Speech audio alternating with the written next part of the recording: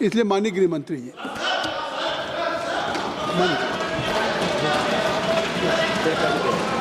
फिर बुलाएंगे।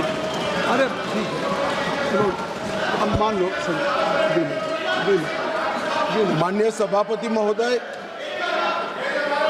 आज इस महान सदन में मैं लोकसभा स्पीकर के सामने जो अविश्वास प्रस्ताव आया है,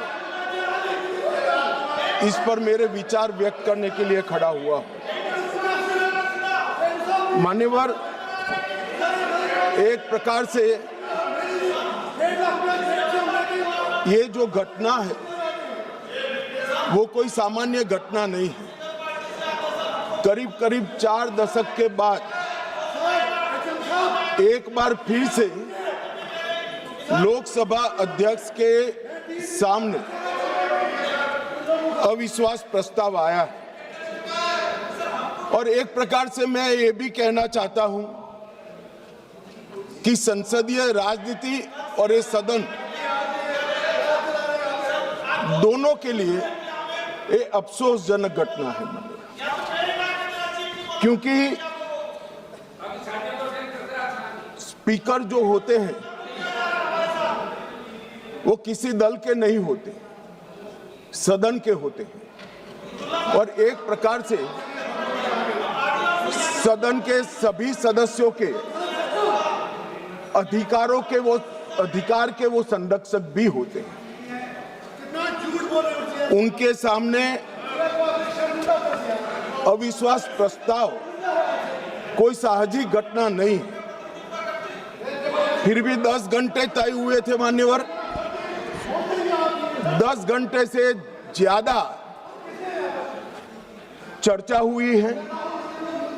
लगभग 13 घंटे तक सदन इस पर दोनों पक्ष विपक्ष दोनों की ओर से चर्चा की और 42 से ज्यादा सांसदों ने इसमें हिस्सा लिया है।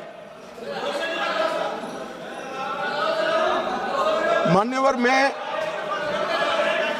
पूरे सदन को बताना चाहता हूं कि स्पीकर की नियुक्ति जब हुई, अभी के विद्यमान स्पीकर साहब की जब नियुक्ति हुई, तब दोनों दलों के नेता ने एक साथ उनको आसन पर बिठाने का काम किया। इसका मतलब है स्पीकर को अपने दायित्वों के निर्वहन के लिए पक्ष और प्रतिपक्ष दोनों ने एक प्रकार से मुक्त माहौल भी देना है और दायित्वों के निर्वहन के लिए उनका समर्थन भी करना है। मगर आज स्पीकर के निर्णय पर कोई असहमति तो व्यक्त हो सकती है, मगर लोकसभा के नियमों में स्पीकर के निर्णय को अंतिम माना गया है। मान्यवर, इससे विपरीत विपक्ष ने स्पीकर की निष्ठा पर सवालिया निशान खड़ा किया और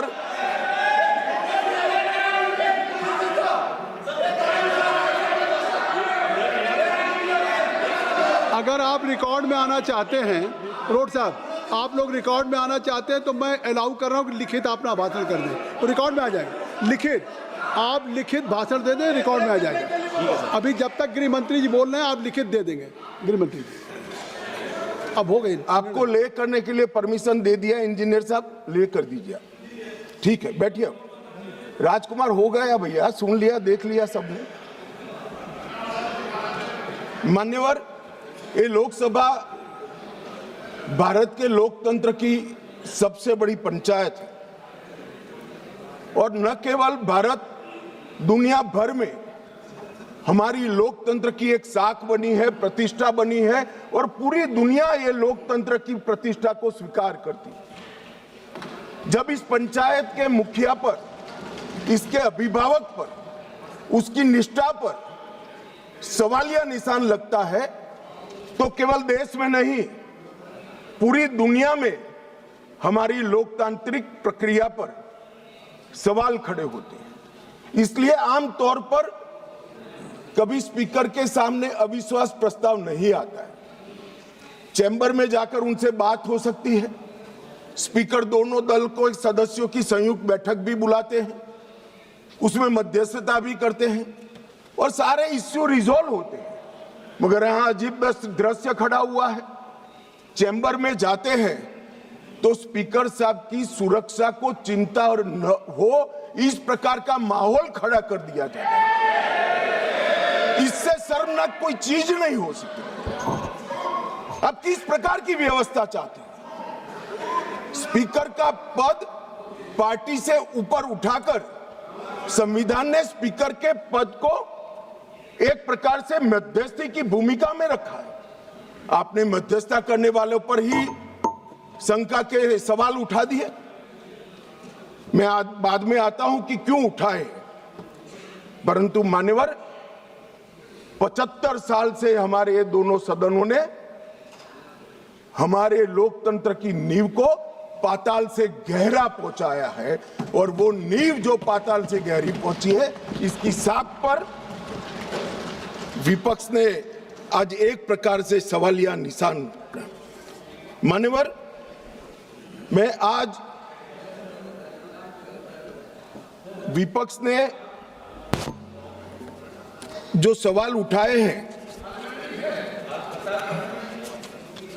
उस पर भी बाद में बात करूंगा, मगर मैं पहले कहना चाहता हूं मान्यवर, हमारा जो स्पिरिट है और जो इस सदन का एक प्रकार से इतिहास भी है, सदन आपसी विश्वास से चलता है। సినిమాలో నిజంగా ఒక విలన్ క్యారెక్టర్ కూడా ఒక సినిమాలో పోతే ఆ 2.5 గంటల్లో విలన్ కూడా ఇంతగా ఆలోచన చేయడము అసలు ఇది లైవ్ టెలికాస్ట్లో కనిపిస్తుంది. Reality show.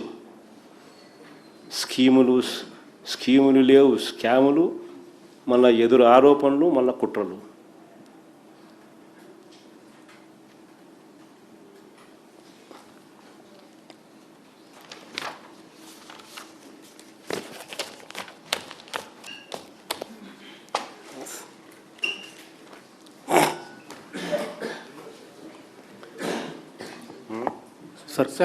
సార్ ఇటీవల పవన్ కళ్యాణ్ గారు కొన్ని కామెంట్స్ చేశారు. మీరు అసెంబ్లీలో గెలిచింది 11 మంది అయితే 1100 మందిలాగా మాట్లాడుతున్నారు అని. అంటే ఇది కాంప్లిమెంట్ అనుకోవాలా సార్? ఎలా? మంచిదే కదా హరీష్. 1100 మంది లెవెల్లో ఆయనను భయం పుట్టించగలుగుతున్నారు అని అంటే ఆయనకు నిజంగా గొప్ప సంగతే కదా. మా వాళ్ళ క్రెడిట్ ఇవ్వాల్సిందే కదా.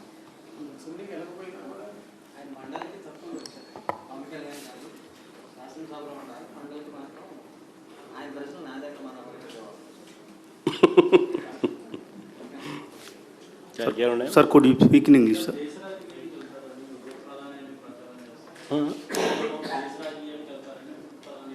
ఎందుకు చంద్రబాబు దేశ రాజకీయాల్లోకి వెళ్తున్నారు, ఉప ప్రధాని అంటూ కూడా ప్రచారం జరుగుతుంది. చంద్రబాబు నాయుడు ఉప ప్రధాని ఎవరు చెప్పినారు స్వామి?